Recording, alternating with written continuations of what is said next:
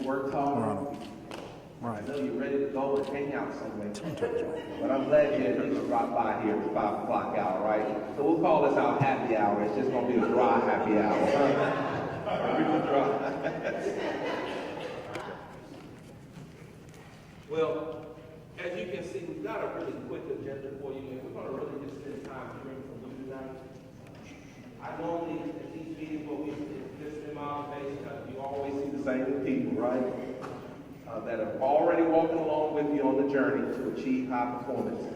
And so I just wanted to say thank you for being here on tonight. Thank you for hanging in here with us as we continue to make progress in our school system.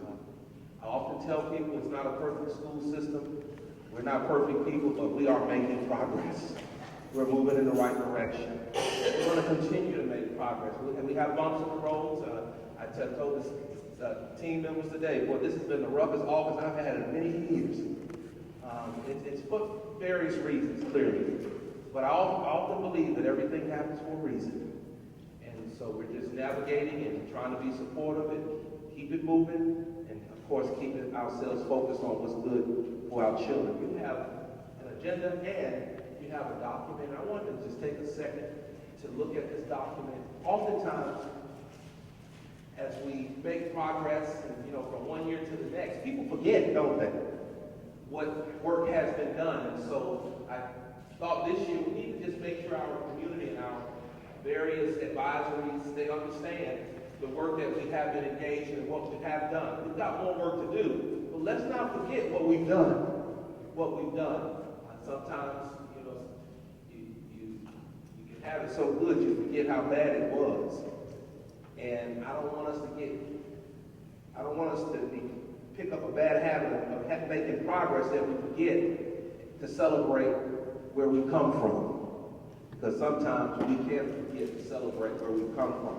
So I just want you to look over that. I'm not going to read it to you, but this is for your benefit. So as you go out, business leaders and community leaders, as you go into various circles, you should share. We want you to share the work that we're doing in our school system, the work that we have done, and the work that we'll continue to do to move our school district forward. I was in one community meeting, as a matter of fact, one lady said, I don't want my taxes to go up. I said, well, let me pause you right there.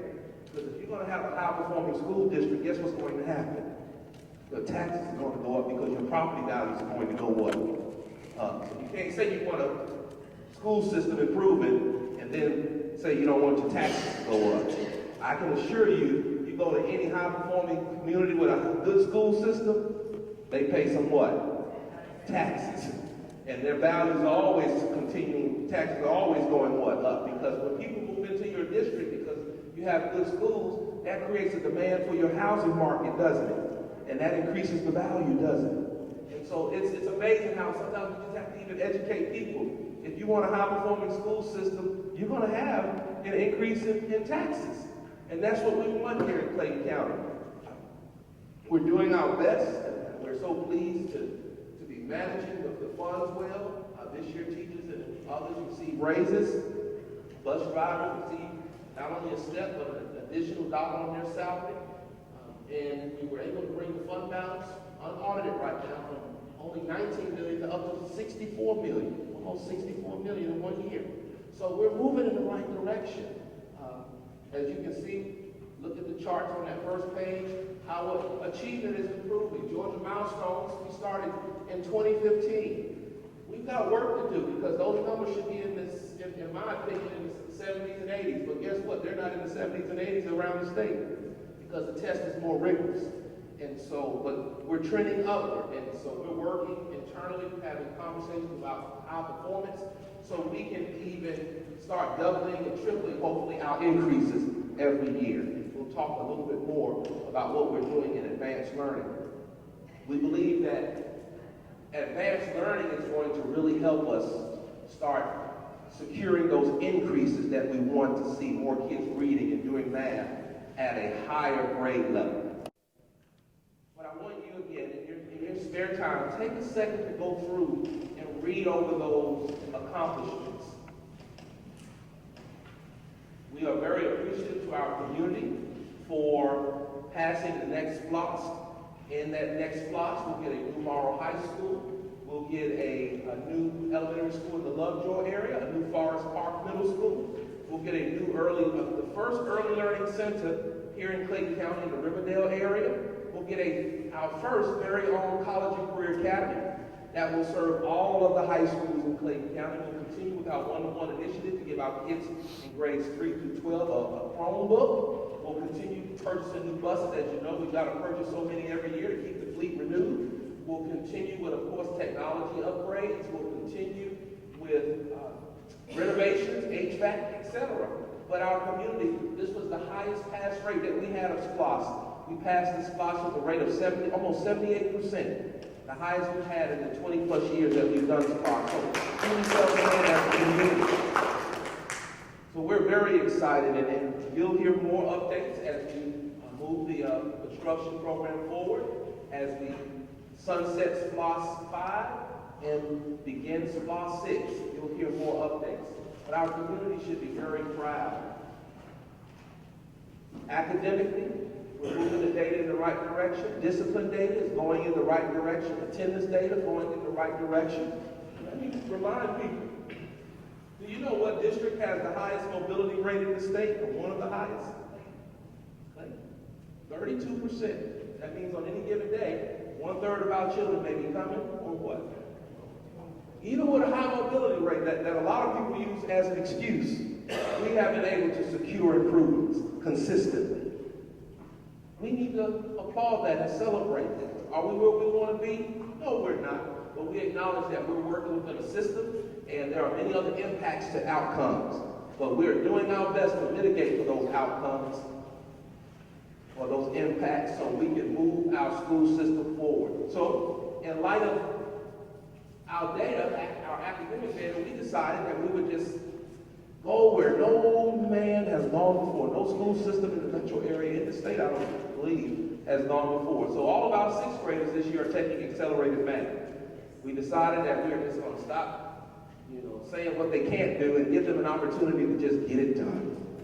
And support teachers. And you may have heard yesterday, the Gates Foundation has awarded our district a $1.2 million scholarship to help us get that done. Isn't that a good thing?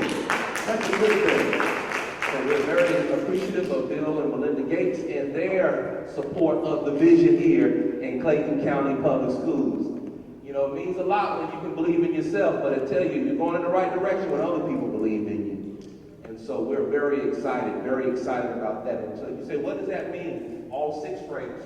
That means all 6th graders will take accelerated math. That means they take all of their 6th grade curriculum in 6th grade plus half of their 7th grade curriculum in 6th grade.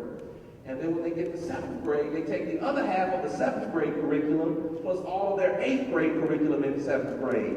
So by the time they get to 8th grade, they can take algebra. Our goal is to get all of our current 6th graders, by the time they get to the 8th grade, enrolled in algebra. You say, well, what if they're not ready? That's okay. We believe they'll be ready, but for those who are not ready, that means they'll get another year of algebra when they get to the 9th grade. So 2 years of algebra will even make them better. And so we're excited about the plan that we have. You say, what else are you doing in advanced learning? Well, all of our 9th graders this year, we went to the block schedule, and all of our 9th graders, when I say all, I mean close to 100%, not all of them, because some of them are not necessarily excited about this, but they will be taking advanced learning course options. That includes advanced placement, dual enrollment, or any combination of that. And so we identified, we've been working with the College Board, we identified AP courses that we thought 9th graders could be very successful in. And oddly enough, the ones, and I guess it's really not odd, but the courses we identified for 9th graders, when we looked at how our students in AP in the 9th grade have done in those courses, our data outperforms the national and international data for the courses that we select from here in Clayton County. So we're very excited about the options and the work that we're doing here in Clayton County. So we have a partnership with the National Math Science Initiative and College Board, and we're working to provide our students who are in advanced placement support throughout the year so they can get a pretty good idea as to how they will do on that advanced placement test well before they take the advanced placement test. Not only are ninth graders taking advanced learning options, such as AP and dual enrollment, they're also expected to complete a career pathway. We know, based on our data, that the students who complete a career pathway in Clayton County, they graduate at a rate of about 95%. So our district rate is about 71%, and we'll see an increase once the new rate comes out. But we figure if the kids who take a career pathway graduate at a rate of about 95%, why would we not expect all of our kids to take a what? Career pathway. Don't we expect all of them to have a career? So no longer is it an option, it's an expectation. And so starting this year, every incoming ninth grader is expected to begin a career pathway. So within the next 3 to 4 years, and I say 3 because many of them will graduate in three years. Within the next 3 to 4 years, we expect to see the majority, if not all of our graduates completing a career pathway, which I believe is going to really take our grad rate up to our expectation of about 90% or higher. So more to come. We've got more that we're going to be doing with advanced learning. I'll throw this out there. Give me 1 second, please. I'll throw this out there. At some point, even physics is going to be an expectation. Not this year, but at some point, physics will be an expectation of our students here in Clayton County Public Schools. And I'll just tell you all Dr. Beasley's philosophy and the philosophy of this administration. All of us in this administration, our principals and all, we understand the value of an education. And we also understand what it takes to be prepared and successful that first year in college, if one chooses to go. Our philosophy is this, that whether they go to college or not is a decision between them and their parents. Whether they're prepared to go, it's on us. And so we want them to at least be prepared. We'll leave it up to them and their parents to exercise the option to go. And so oftentimes people say, oh, you're expecting all students to do that. Yeah, I am. We are, because that's our expectation. And I often hear some people say, well, we shouldn't expect all kids to do that. And often when I hear people who say that, I ask them, what did your kids do? Oh, my kids did it. So why would you expect it of your kids, but somehow you want to engage me in a conversation that we should expect all kids? And so I like to treat Clayton's kids like they're my own. My kids, I would tell people all the time, my kids weren't labeled as gifted, but I had high expectations of them. And I wanted them in whatever course that I thought would prepare them to be successful in their first year in college. So I believe I should have that same expectation of 55,000 students here in Clayton County Public Schools. Are we providing support for them? Of course we are. Will they all make a A or B or C? No, they will not. They're not all making A's, B's, and C's now. But will we have more students being successful? Of course we will. Somebody said, well, if you said 100% and all kids don't do it, what are you going to do? Nothing.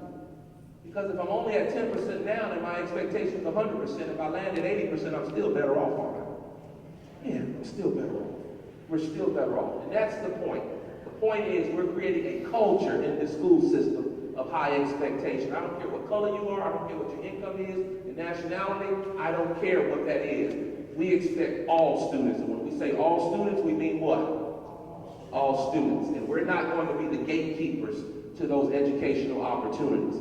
And so in Clayton County Public Schools, people say, oh, we're not, all kids can't do it. And this group of kids, they come from these type families, they can do it. If this group of kids come from this type family, they can't do it.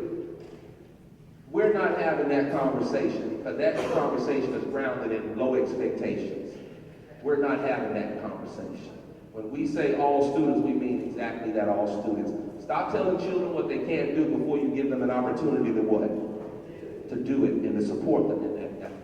So, I wanted to share that, but as you can see on the agenda, we've got time for discussion, questions, and answers. So, at this time, Charles and the team is going to get the mic, and we're going to give you a chance to share your thoughts, your ideas, questions, and we've got individuals here to respond. Let me introduce everyone that's here. I'll start over here. We've got, of course, we've got our communications department.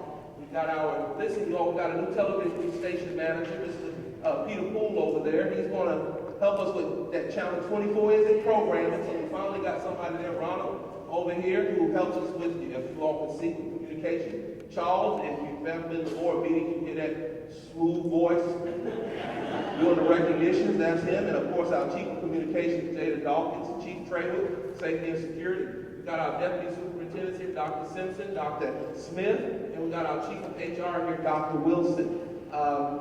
Let's see. Anyone else? Did I overlook anybody? I think we've got everybody. So let's give you a chance to ask questions, make comments, and our goal is to be very thorough and exhaustive, but not to hold you here any longer than you'd like to be.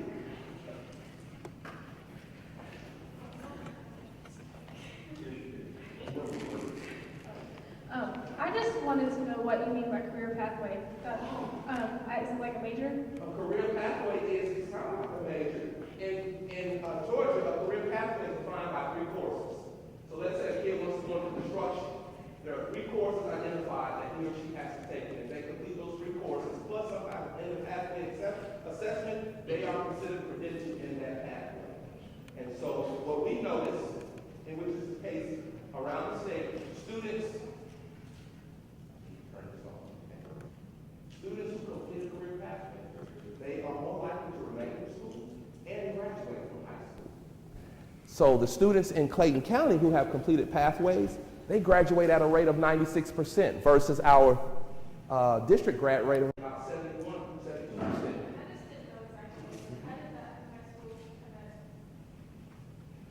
Yeah. If you go to our website, you'll see under the career technology, you'll see all the high schools and all the pathways that we offer at every high school. We have a litany of pathways that are offered. And when we open up the College and Career Academy, after we build the new Morrow High School, we'll have a district-wide offering to include aviation, artificial intelligence, and some other options for our students that will serve students from all of our 11 high schools here in Clayton County. And so it's just going to be a new day in Clayton County. You'll be so pleased. We're going to have the best college and career academy in the metro area once we get finished. I find it suspect now that my colleagues in other districts are starting to call us to visit our facilities, trying to get our ideas so theirs will be better, but they don't even know we got the upper hand on that.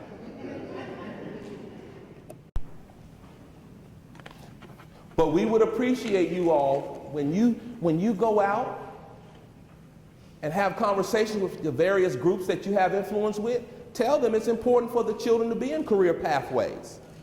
Take full advantage of all these resources. Tell them about the advanced placement. Tell them about the dual enrollment. I didn't share this, but I should. Last year, we graduated over 3,000 students for the first time in the history of the county. So we're anticipating an increase in our grad rates. I can tell you this, all the grad rates are well above 70%. Most of them are above 80%. 2 of them are at 100%. They'll remain at 100%. The ones who are in the 70s are getting close to 80%. And so we're seeing improvement. Guess how many of our students earned an associate degree this year? The highest we've ever had. It's below 100, but guess what it is? 74, I believe it was. They earned associate degrees, but guess how many we had to participate in dual enrollment in the senior class out of 3,000 kids? Over 500 of them were in dual enrollment. So that means many of them were taking courses. They didn't necessarily take enough courses to earn a degree, but 71 out of 3,000 to earn a degree, associate degree, pretty good. I have to commend Riverdale. I commend all the schools, but Riverdale, I think, had one of the highest number of associate degrees, but guess what their associate's degrees were in? Network systems. Y'all know they are graduating from high school making close to 6-digit salaries right here in Clayton County at Riverdale High School. And you all know Riverdale has one of the highest grad rates in the district at over 80% consistently for the last few years.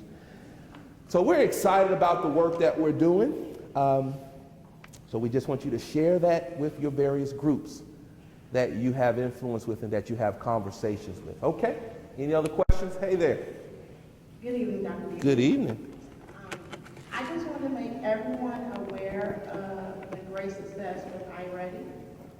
When my daughter, who was special needs, re-entered back into Clayton County Public Schools, she was reading on the 2nd grade level. Wow. She's now up to 6th grade. What grade is she in? She's in 7th. Wonderful. She tested out of the first diagnostic in her small groups. and she tested out on the 6th grade level in math, which she has never been able to do. Thanks. So I just want to say thank you for everything and for all the tips that you have given me. And it's going so lovely for her this year. So Good, thank good, you. good, excellent. That's great to hear. And now that she's in middle school, we're going to get her even above where she is, because we've got a tool that is really geared toward kids in middle school that really helps them in reading to get well beyond where they are. And so you should expect to see more increase this year in reading and in math, and even throughout that middle school experience. But I'm glad to hear that, because that makes us feel like we're doing what we ought to do for our kids. So excellent to hear that. Thank you. Good evening, Dr. Good evening, sir. I have a question. You all partner with the High Museum on Sundays. Yes, sir. We usually get an annual membership there. I do have a question about Atlanta Science Festival. Each year, they partner with certain schools. That's correct. Bring activities to those schools, and I was wondering, is Clayton County looking to partner with Atlanta Science Festival to do that, and also with Georgia Tech with the Size of the Kids Club? Yes, sir. Because they work in partnership sometimes with Atlanta Science Festival. Yes, sir. And I think if we could get some of the students out to those events during the week and give them credit for that, because a lot of those activities happen on weekdays when they're in school, I think that would be an excellent opportunity. Well, and we already are partnering with the Atlanta Science, and so we participated in the big festival that they had, and so we'll continue to do that. So that's great to hear. Great to hear. We just probably need to, I know this year, I don't necessarily remember us getting communication out there about what we were doing with the various schools, but we were engaged, so we just probably need to get the word out there that we were involved in that. Very good. Thank you for sharing that.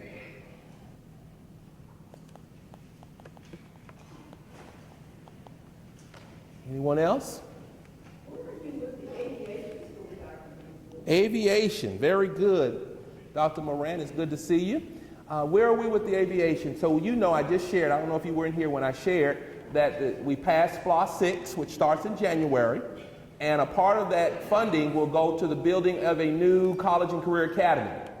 And so we've got two things occurring. For the college and career academy, once we get the new Morrow High School built, we will build the College and Career Academy, and it will have aviation housed in that program. But we also, you should know this, North Clayton High School is a magnet school, an early college academy. And one of their programs, since they're the closest to the airport, is also what? Aviation. And so they're offering the pathway for aviation at that school. So it's a magnet school, early college. That means their kids will be graduating not only with high school diplomas, but associate degrees. And aviation is one of those pathways. And because we know that Atlanta Tech has an aviation program, students will be able to participate, roll from, or if you will, matriculate from our program at North Clayton or at the College and Career Academy once it's built, and participate in the aviation program at Atlanta Tech as well. So hopefully that gives you the answer that you were looking for. At North Clayton? Of course, of course. Dr. Horton is the principal there, and we encourage you to reach out and avail yourself for as a volunteer. And let me say this, because the students are not only getting aviation experience at the high school, they're getting the aviation experience at the middle school. I think the North Clayton Middle School has a drone program team, and they have been competing, and I want to say that they have been some of the top performers in the drone program, drone competitions. I just can't remember where they placed. So we're excited about what's happening in aviation here in Clayton County. I just want to say that I think it's wonderful that we're doing such great things in Clayton County, and I think it's great also that I can see the pathway from middle school to high school to college. But I do have a question about what we're doing for the younger children in terms of getting them ready to get into these programs that lead to higher education. Very good. So let's talk about that. That's a great question. So we're doing several things. First of all, we're doing problem-based learning at the K-5 level. That means we're following a process of helping kids solve problems. And so you'll see an increased effort and expectation that our kids are actually doing projects, project-based learning at the K-5 level. But beyond what's happening in the classroom and project-based learning, we're targeting our awareness efforts. And you should know we have career awareness very early at the K-5 level. So our kids are becoming very familiar with the various careers options that are available to them. But beyond the career awareness, we're also making sure that our parents at the K-5 level are very much aware of the various options for advanced learning, dual enrollment, etc. So our parents are getting that information a lot sooner than they have been in previous years, making them aware of all the options, because we want them to know if you want to go into aviation, there are pathways in the district. So you need to start thinking, if you want this pathway, start thinking about what it takes to get into this particular pathway. Advanced learning, and so they're getting informed very early about the partnerships that we have with Atlanta Tech, Clayton State, Atlanta Metro, Gordon State College, the Georgia Military Academy, etc. And even, I didn't call the schools out in the downtown area, but we've got some students who are participating in dual enrollment at Georgia State University, at Emory, etc. And so they're getting more and more aware. And parents will see announcements throughout the year about these awareness, informational opportunities to get informed. Okay, so I hope that helps. Next question. Speaking to the mic. I understand that at Marvin Middle School, they got a process where kids get grades, and they can't get below 49 in school. So I wonder, how does that work with them getting just 49? She gonna turn and work with it. Okay, let me tell you how to handle that. That's a specific issue for a specific school. Dr. Simpson is over schools, so we need to connect you with the assistant superintendent to address that issue. Okay? Yes, ma'am. We sign off on the work of the students, if you don't want our child to be in that program. Oh, yeah, they'll answer that question. Okay, thank you.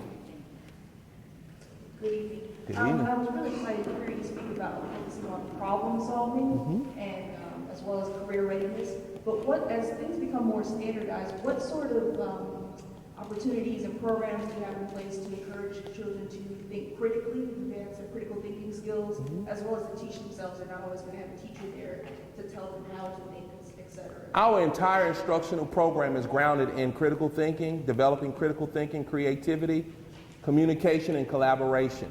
And so that's why we do problems. We want kids to be able to, whether it's a problem in the school, a problem in the community, a problem in the nation, or a problem in the world. As a matter of fact, you should know this. We have identified, using various resources, the top 10 or so global problems that we need solutions to, and our students at all of the various schools are going to be working in one way or another on those problems, whether it be at the classroom level, with the entire class, or within groups in the class, or at the school level, etc. But our entire instructional approach is grounded in developing critical thinking skills. And so we have academic discussions that we expect. We believe that close reading is important, so they don't know how to read not only narrative text, but an informational text. And then higher order thinking questions is a big emphasis in our district, where teachers are asking the right questions, but most importantly, we also want students asking the right questions as well.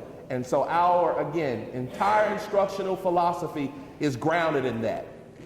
Are we where we'd like it to be today? No, but we're a whole lot better than we were. And anyone who knows anything about instruction knows that that is ongoing work that you do over time. So it's not a sprint, it's a journey.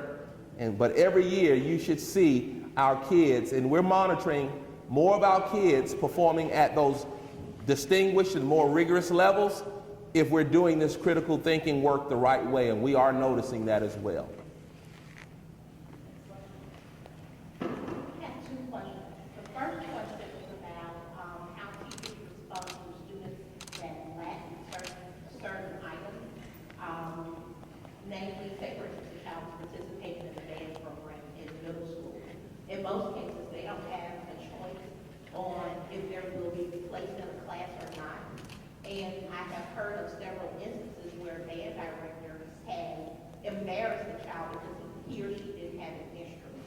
we're in a Title I school. So if you place a child in band, more than likely, the parent may or may not have the funds necessary to pay for that. How can we work better with parents to make sure that their children are not embarrassed? Everybody can. Okay. When they make that choice. The second question has to do with parental involvement. For the past couple of years, I've run into very, how can I say this? It's complicated. And we came from another school system in another state. When we were in another state, we filled out our paperwork, we took it to the school, and we were sending emails a week or two later saying that we were approved to volunteer at the school. Now, last year, I spent 3 days running from location to location. I was told that I could go here and get it done for free. If we're in a Title I school, it is understood that a lot of the parents don't necessarily have the resources. It's a barrier when they have to pay for a background check. So those are the questions. Very good questions, and they sound like they're school-specific band. I'll tell you this, we are seeing an increase, which is a good thing, in the number of band students, and we purchase our kids' band instruments. So again, school-specific, I need you to see Dr. Simpson, who will address that at the school. Okay, and relative to parent involvement, every school has a parent liaison. I think most schools, if not all, have a parent liaison. And so if that process as you described there it sounds like an issue, we need to know exactly what school that is. I can assure you that's not happening that way at every school, but we will address the schools where it is occurring. Hello. I have a question for the earlier learners as well. I understand that there's an IB program over at Lee Street Elementary. Can you speak to that? Yes, I can. And so this year is the first year that we're implementing International Baccalaureate at the Lee Elementary School. Lee Elementary School feeds into Jonesboro Middle School, which feeds into Jonesboro High School. So that will be an IB pathway. And so those students this year, the teachers and others, we've partnered with the International Baccalaureate program to provide training, and basically you will see a very rigorous program. You'll see students who are preparing to earn their International Baccalaureate diploma here in Clayton County Public Schools. We also have the Cambridge program in a few of our schools as well. But as you know, if you know anything about IB, it's a rigorous program. That diploma is accepted around the world. And that's exactly what's happening here in Clayton County Public Schools. It's our first year, and so this year we're going to identify an IB coordinator, an IB leader to really support the work with the principals there. They own that program, and they're going to work with their teams to make it happen and make it very successful. Are all the students in the school on that program, or is it? Not necessarily. Is it? Elementary will be school-wide. Oh, K-5 is school-wide. Lee is school-wide. Very good. Now, once they matriculate to the high school, it's not school-wide. That's correct. Okay? Not unless we decide at some point it's school-wide, but it's not school-wide right now. Mind you now, and this is the one reason we're doing it at the K-5 level, we've got an IB program. How many years have we had IB at Jonesboro High School? Where is it located? It's only at Elite Scholars? High school does not have IB just yet. Not yet. Application phase. But where do we have IB at the high school? Middle school. It's at Jonesboro, they're in the candidacy phase. Okay, so the goal is to create a pathway, okay? We hope that our parents, this is, and y'all listen to me, parents. What I've noticed sometimes when it comes to that rigor, when our kids start having productive struggle, we want to coddle them and baby them and pull them out of these programs, and I can tell you that's not what we want to do. Because we got some kids who are around the world whose parents are not coddling them and who are encouraging productive what?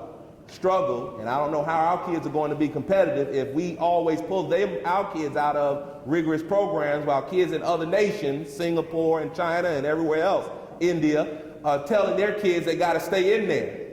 So I need our parents to understand now that these are rigorous programs, advanced placement, dual enrollment, but our kids need these programs so we can be what? Competitive. And if we're not going to be competitive, we need to stop complaining about how we're performing when we're compared to the Singapores and the Chinas and the Indias, right? We got it. And our goal here in Clayton is to be internationally competitive. So we need our kids in those programs. And just so you know, all of those programs are in the choice guide, and I believe that was sent. You should have gotten an email. All the school choice information was sent to everyone, along with the dates for the school choice program process. Okay. That's a great segue. My question has to do with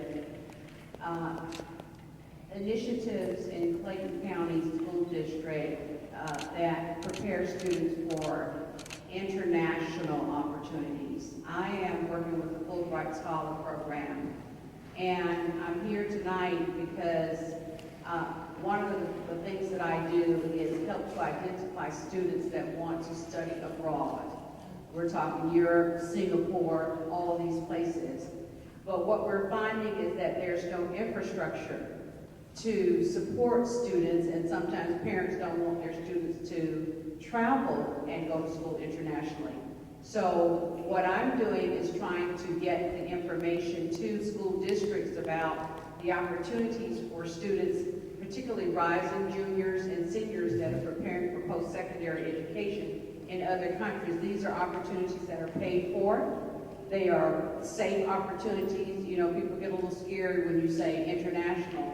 But I'm here tonight to see if there are any initiatives or if there's any interest with Clayton County School System, because I'm going to Gwinnett and all of these other school districts, and if Georgia doesn't want it, then I'm moving on to other states. So are there any initiatives right now or interest in students going to school internationally, whether it's Fulbright Scholar or any other type scholarly programs? And these are programs that have been around a long time. They're not new. Thank you. Fulbright is based right out of Washington, D.C. We're familiar with it. We Yes. are. So let me tell you what we're doing. Okay, thank you. Right now, we have developed an MOU with the city of Toulouse, France. And so the Ministry of Education in France, we will be exchanging students. Our students will be going to study over there, and their students will be coming to study over here. We're also in the process of establishing a similar student exchange program with the nation of China. Our students will be going over there, their students will be coming over here.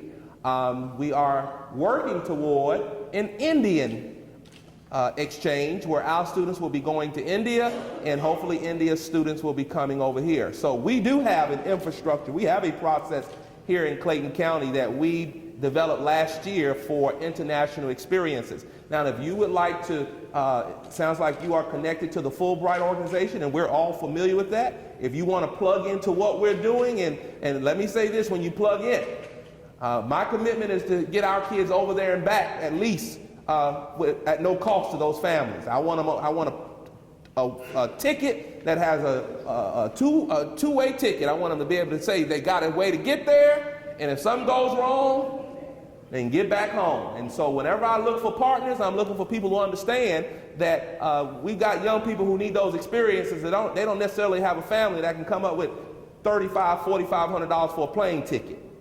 And so we have many businesses who have already agreed to support our kids with plane tickets when we finalize all these opportunities. And so we love to plug you in, but I like people to be plugged in, being very full aware of what we expect of partners. Don't offer a kid whose family is struggling to pay bills an opportunity, but you can't provide transportation.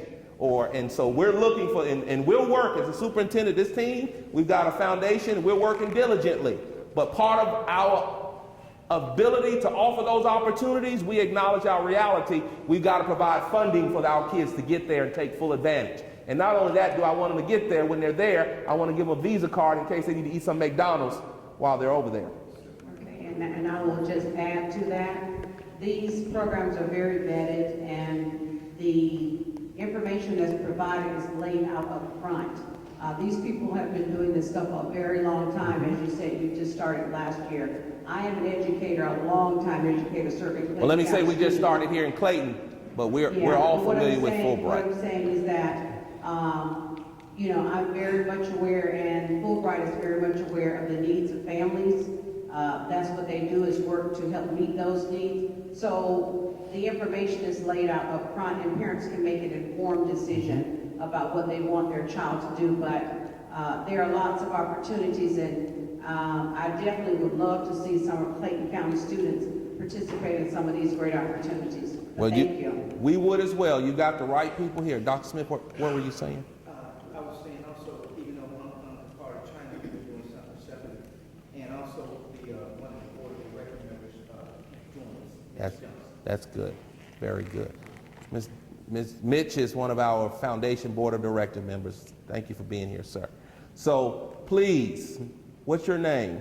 Dr. Owens. Dr. Owens, please make sure you see Dr. Simpson before you leave here today, okay? All right. So, I don't know anyone in this room, so sorry. My name is Danielle. I run Newman Wetland Center. It's an educational center in South Clayton. It's owned by the Water Authority. I would love to get more kids out there. That's why I came.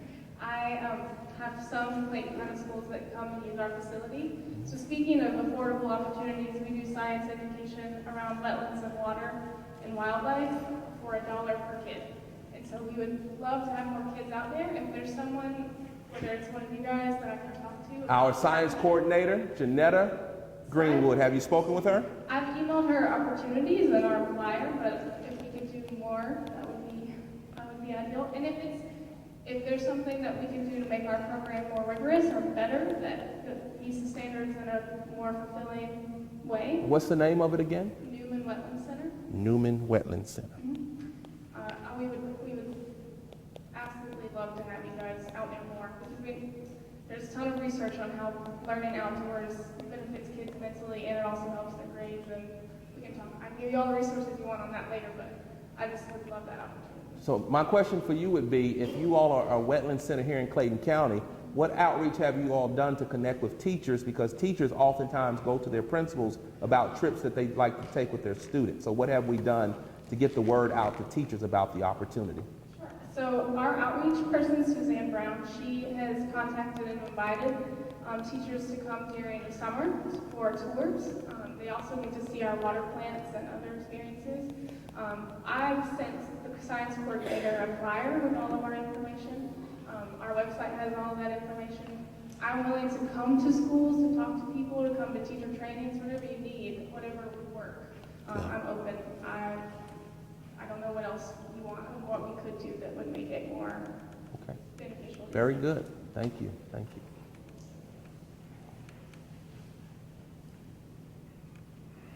Any other questions? So how are you doing today? I want to know, the College and Career Center. What is the target date for that to be built, and what happens to the memorabilia and historical data from the current Royal High School? That should go with the school. So normally when you build a new school, you take all the memorabilia, et cetera, to that new location.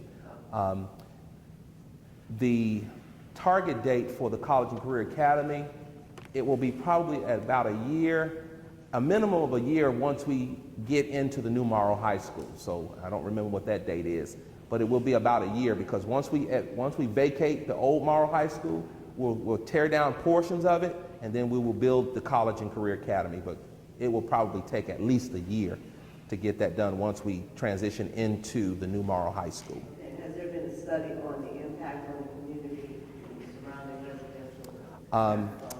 I would say that the current Morrow High School is the study, in that the College and Career Academy will not have as many students as Morrow High School on that campus at any one time. So I think we'll be fine. Okay, great. Thank you.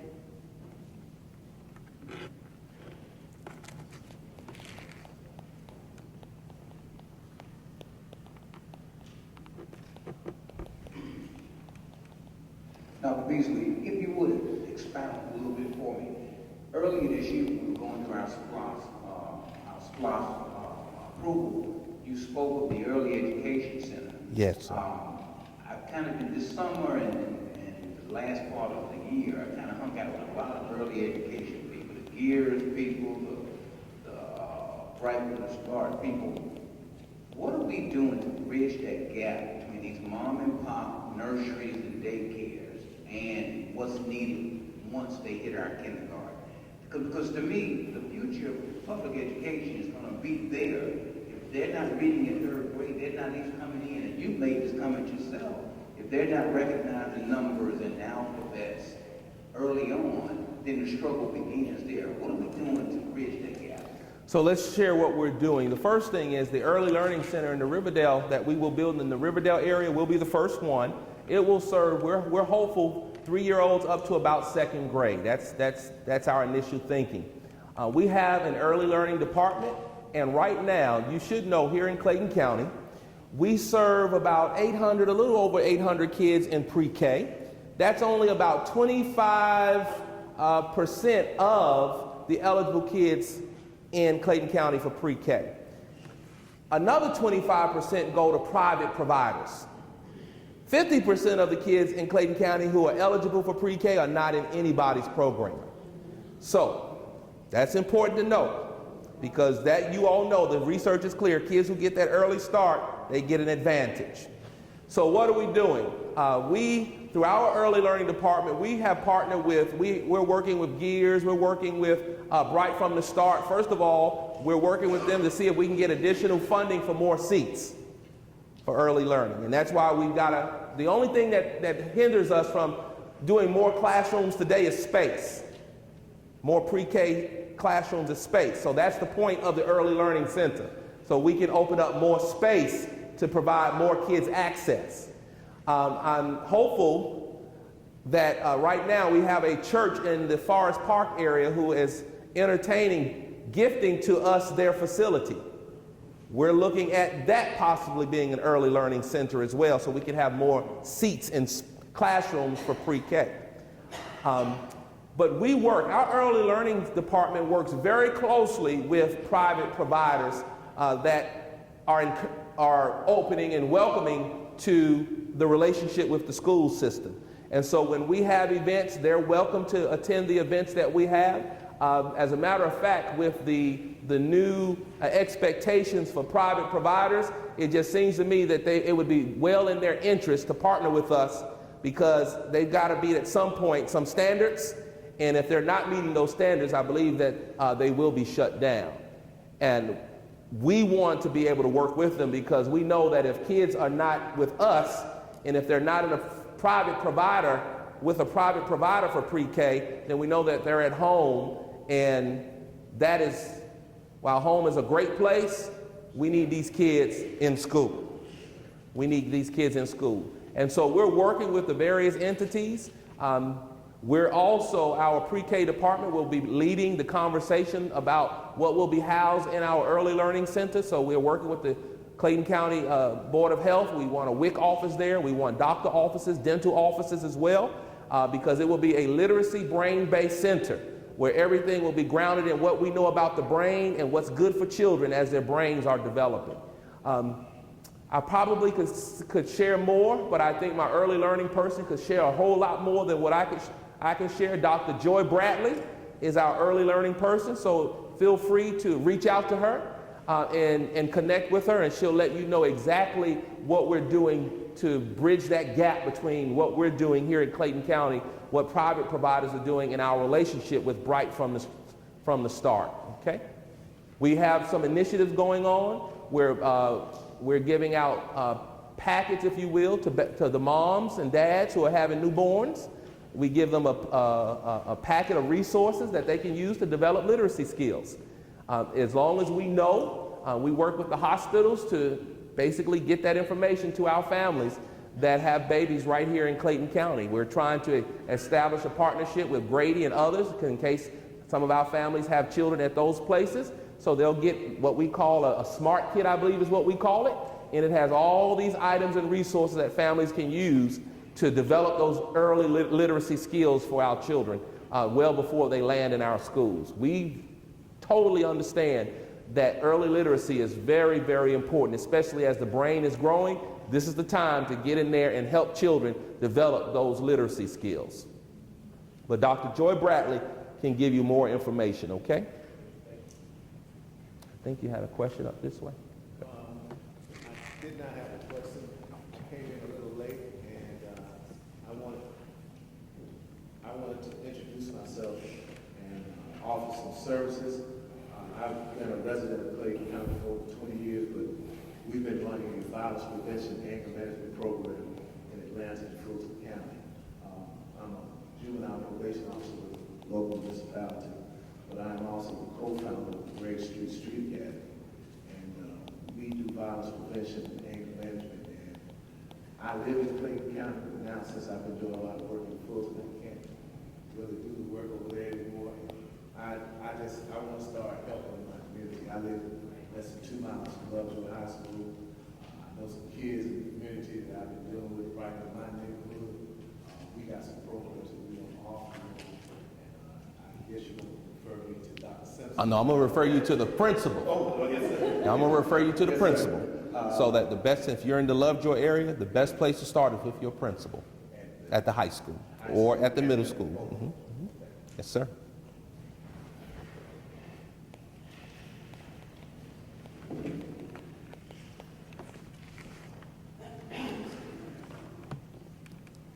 Has there been any thought about building pre-K schools, just schools for pre-K? Because there is a need. I mean, people are going to constantly have babies, and we've already established that. So let me tell you how it works. So the Early Learning Center will be a pre-K school, but you should know in the state of Georgia, if right from the start doesn't give us funding, pre-K is not funded in the state of Georgia. QBE funding is only by Constitution grades kindergarten through 12th grade. So if we do anything pre-K, it has to be locally funded or it has to come through the right from the start, the lottery. And so that's one of the major limitations is what? Funding. Because it's not funded by the QBE process, whenever we take a classroom, we use a pre-K at a school, that's a classroom we use that we're not getting local funding for. Those classrooms, every pre-K class we have in the district, we receive grant funds from Bright from the Start. Bright from the Start, they'll work with us because they fund pre-K across the state. We're working with them and we're going to do our best to get as much funding for the new pre-K Early Learning Center, which will be a school, as possible. But we understand that the funds that they have are disseminated or distributed statewide. Anything that we can't get from Bright from the Start, we would have to fund locally. And that's why I'm a big advocate for keeping expenditures at bay, allowing revenues to increase so as we get more money, we can save it so we can do some other things. And that's exactly the work that we're doing right here in Clayton County. So I don't know exactly right now, and I can't say how the pre-K positions at the new Early Learning Center will be funded, but I'm hopeful. We've already made contact with Bright from the Start. They're excited about what we're doing here in Clayton County. So I believe we will get support for additional funding. How much remains to be seen. Is Bright from the Start from the state? That is the state lottery. That's the state pre-K program, which is funded through the lottery. Right, see? All right, thank you. Does that make sense? Not really. Well, let me make sure you're clear. I think pre-K it should be universal pre-K. I think that people should be able to. We all think that. That's just not the reality. Well, it's just not the reality right now. We all think that. We agree, and the research is very clear, but in the state of Georgia, pre-K is not funded that way. So it depends on us buying lottery tickets. So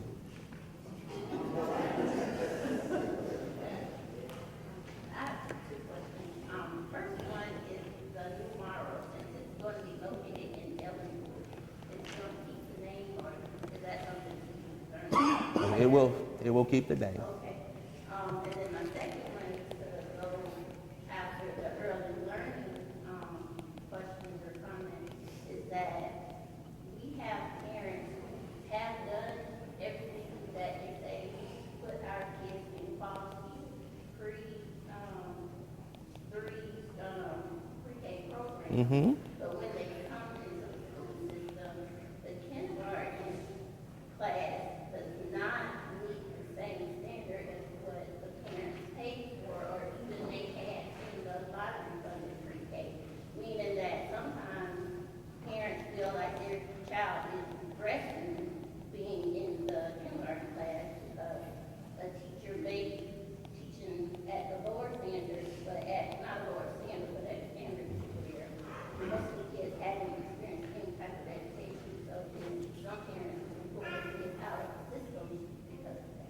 That is a very good point, and it's a very valid point. It's a very valid point in that, what did I just say earlier? What percent of our kids go to pre-K? We serve 25% here in Clayton, another 25% private providers. What percent in our county are not in pre-K at all?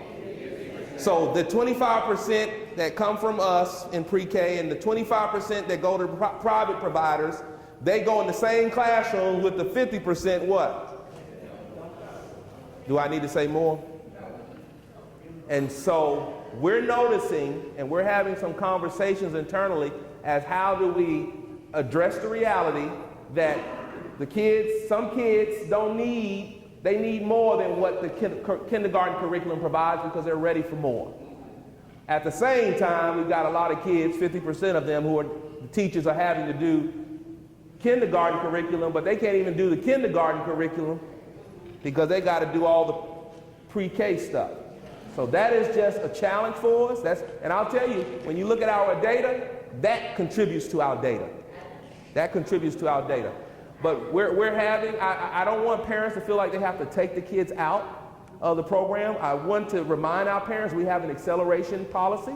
So if you see that your child goes in kindergarten and they just are ready to go beyond kindergarten, we have a process that we can do that. I do know that social emotional considerations have to come into play, but that is an option. But always working with your principal and your teacher to see what we can do to navigate that issue. I wish I could say, and this is what I'm not going to support. I'm not going to support tracking kids. You know, if you went to pre-K, you go here and you didn't, I'm not going to support that at all. I will support giving kids what they need and not ensuring that they get all the support that they need to grow from where they are so they don't regress. Does that make sense? And that is just complex given the scenario that I just described. That is not easy to do. And one reason we have in kindergarten, we have powers is because our kindergarten teachers have to address that type of situation. I guess in my experience, actually last year, we had a very, very good teacher for kindergarten. She's kind of this year. But on her own initiative, she does more. Yeah. She's one of those high achieving teachers. Yeah. And so where the state standards say, don't do this, but if she sees in one-on-one that her kids are beyond that, she went on. Like my son, could write to 200, where the standard maybe 30 or whatever it is, in sequence. Yeah, I wish all the teachers were like that, but that's just not the reality. Yeah, I guess it's like what is in place of, help them go to see those where it needs to go beyond. I think that the number one person you have in place to help address that would be your principal. If your child is not being challenged, then I would say let's get a conversation, start with the teacher, get a conversation with the teacher and the principal to see what we can do to mitigate for that.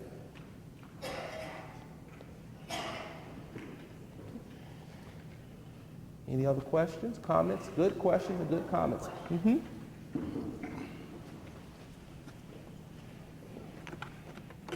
see that we have planners for the elementary school students, and I think middle school as well.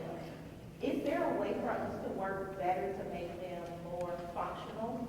Because my son won't even use his because he said it's really not, and I'm a planner user, it's really not functional for them. Okay. Is there a way that you could work with parents or either community people? Just give us feedback. If it's not functional, let us know. Yeah. And we got a team, and they'll be glad to reach out to you and give us feedback. I mean, we change it every year, so this is the first time I heard someone say it's not functional. If it's not functional, let us know. You got to let us know. And let me tell you all how simple this is. If you go to your school app under your directory, all of us are listed. Sometimes I find it very odd that we have information, simple stuff, just send us an email.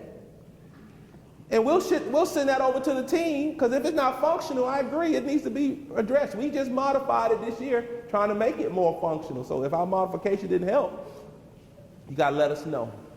You got to let us know. This is For families who have multiple children in the system, what's being done or has it been considered to move to an electronic version of filling out all those forms? It's already being done. Fill out 4 copies of the same document, every year. Aren't we doing an electronic registration now on Infinite Campus? Yeah, I believe we are. So you may want to see I don't know. Have you enrolled somebody this year? Oh, okay, yeah. Yeah, this summer we did all of the registration electronically, so. Just so don't forget, all those contact documents that they give us at the meet and greet, like I'm trying to fill them out, and then we have to do 4 times every year for the same school. Yeah. Like, it's already in this. Yeah.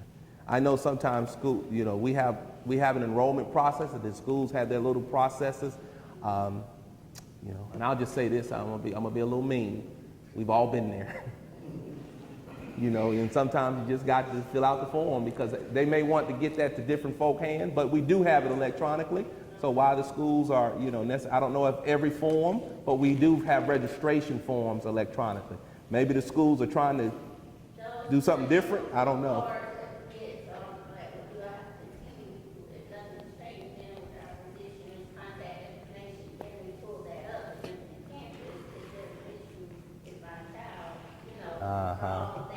I'll have to check on that one. Yeah, I do know we have a registration process, updating, and I want to say this summer, didn't we do updating online as well? So we had a process for parents to update information online, and you can still do that online. Okay. I got you. Now, I don't know, I can't answer why the schools require the papers if we do the online updating, so that may be something we can look into. Good evening. Good evening. Dr. Beasley, I'm just interested in the literacy deficiency that the county has.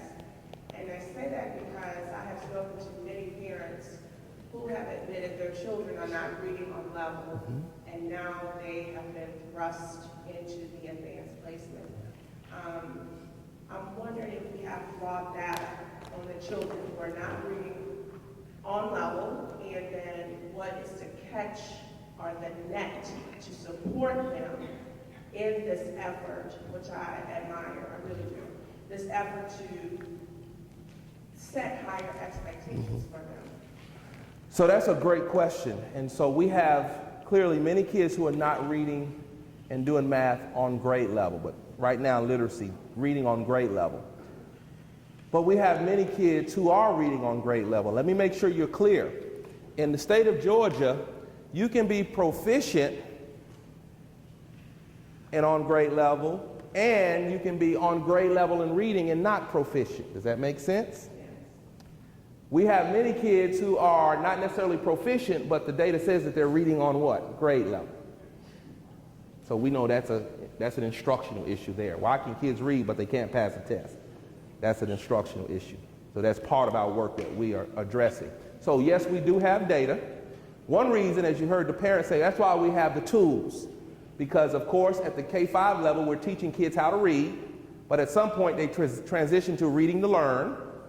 And teachers, of course, are using those literacy strategies, but then we provide the tool, and we're hopeful that parents and others, our tool is at school, we're requiring a minimum of 45 minutes a week on the tool. The research says for iReady, at least 45 minutes a week on the tool.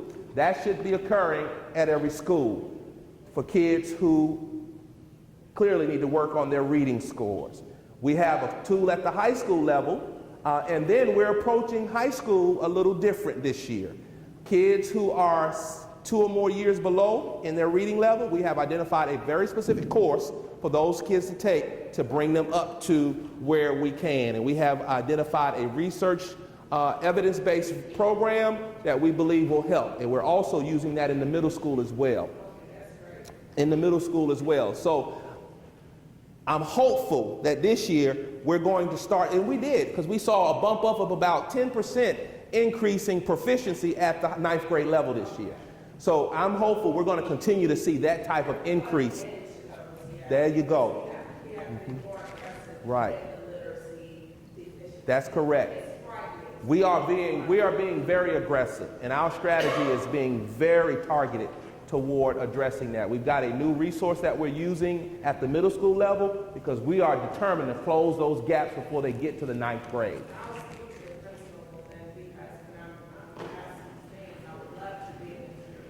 I would love to be able to refer the parents to those new tools that you're speaking of. And they've been around. This is what, the second or third year? They've been around. So we just gotta, but as you well know, we've gotta make sure that sometimes we gotta keep doing that work of letting people know that when we're at school, we do the school thing, but at home, get those kids from in front of that television and work on those tools so they can improve those literacy skills, etc. And so that's just ongoing work that all of us need to be working on. And then, if I may also, I also attended the United Way seminar. Okay. Very good work with that. So there are good things that are happening. I'm happy to hear of the aggressive approach to the literacy issue. It's frightening. Yeah, our goal and our work is... Thank you. Thank you, but our work is to get, I want the kids on or above grade level by the time they take that first assessment in 3rd grade.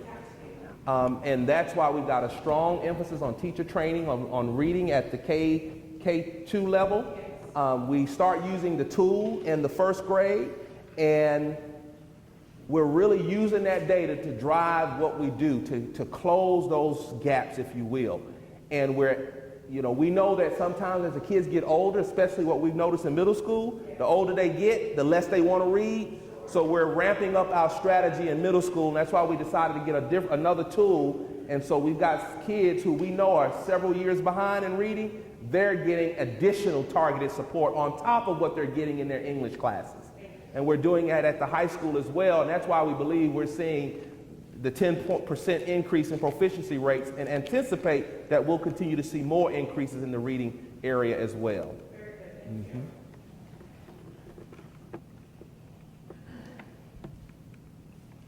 Any other questions? Good questions. Hey there. Good evening. Good evening. My name is Angela Niare, and I'm just wondering what resources or programs you guys have that are geared towards teen parents in Clayton County, as far as family planning and development of skills for young parents.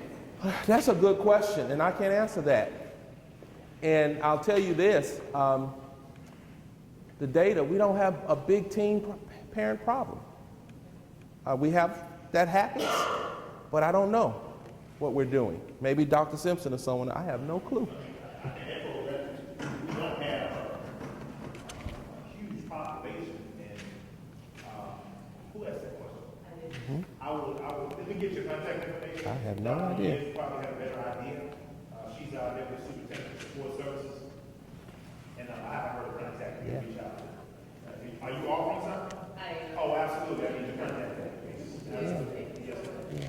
I do know that don't we provide daycare for students who go to certain programs at the Perry Academy? It's early. I thought at some point, For parents,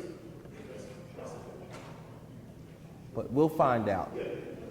for the children of parents who are teens. That's right. Okay. Any other questions? Okay.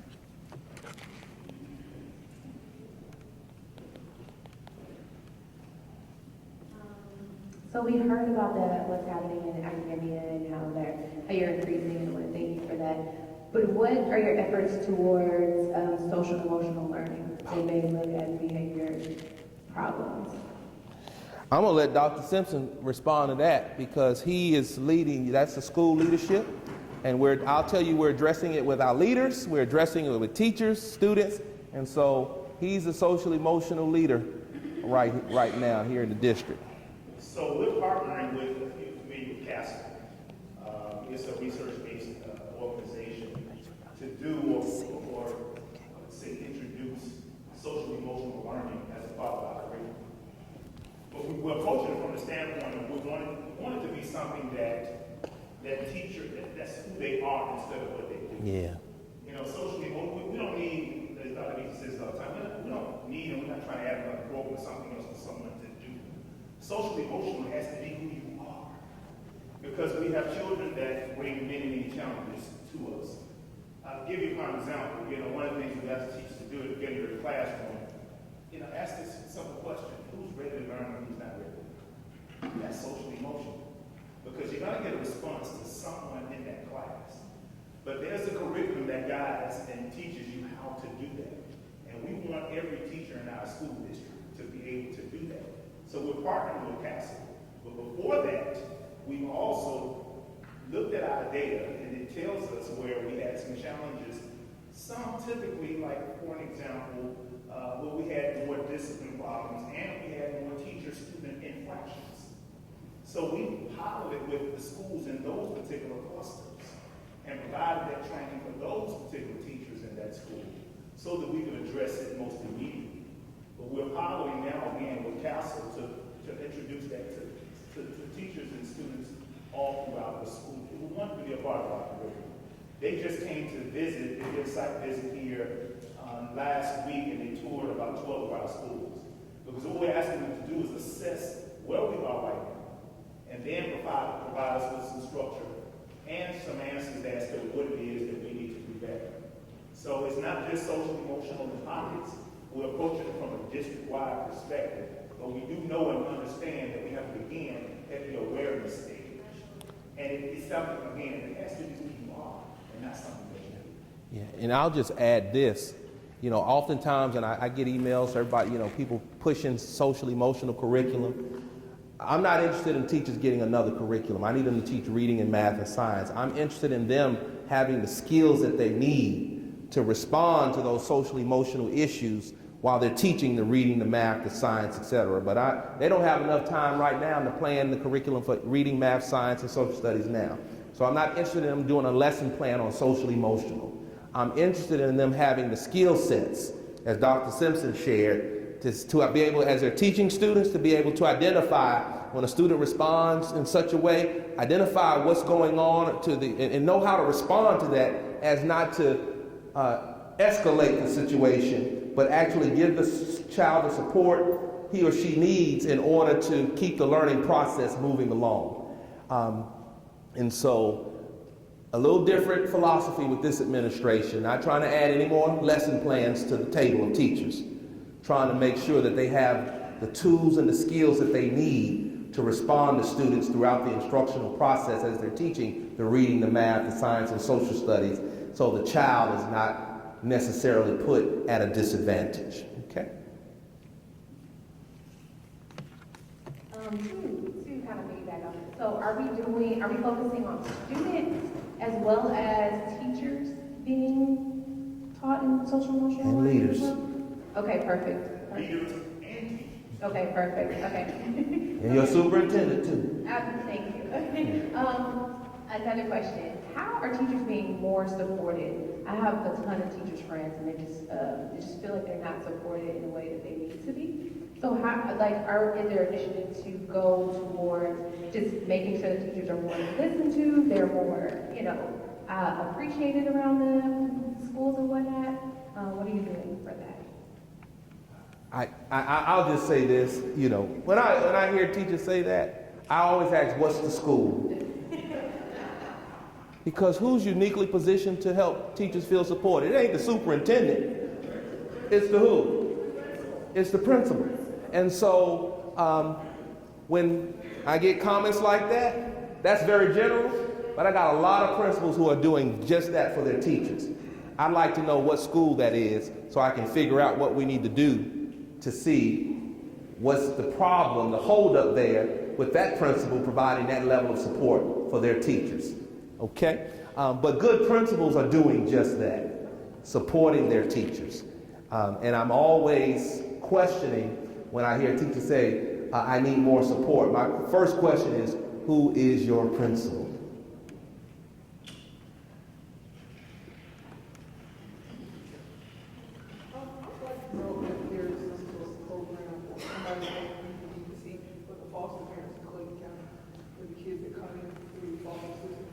I didn't hear the first part. I heard the foster parent part. You said program. Program in the Clayton County school system that can help the foster parents better get the kids in the school when they come from different counties. Dr. Collier, over Student Services, has been working with our foster parents to do just that. So write the name down, Dr. Angela Collier, and we can connect you to her. As a matter of fact, I went to an event, I believe it may have been May, where our foster parents were there. I was invited to First Baptist Church, Jonesboro. So I would like to say, Marlon Middle School, my daughter, she started there last year, Marlon Middle School. She kind of, when she first started, because she's coming from Leo, she had to get into the school. Now she's an honor student there, and in the back program. So that school has come a long way from when she first went there. And I also noticed that there's still kids that, when they come into the school, the sixth grade, they don't understand you're in middle school now, so it's a whole different process from in elementary school. Do you all have something like a peer-to-peer program where the sixth grade, the seventh grade kids can help the sixth grade kids come in, or the eighth grade kids can help the seventh grade kids? So it sounds like that's a principal question, isn't it? Because as a principal, you need to be in tune with your kids and provide them the support and the relationships and the opportunities to develop those relationships. And so I'm sure we have various programs at different schools, but a district program, no, that's an expectation that I would have of a principal to ensure that they're addressing that social emotional aspect of their students. And one more question, do we have a program where the parent liaisons get trained on how to incorporate the parents more into the school? We do. We do.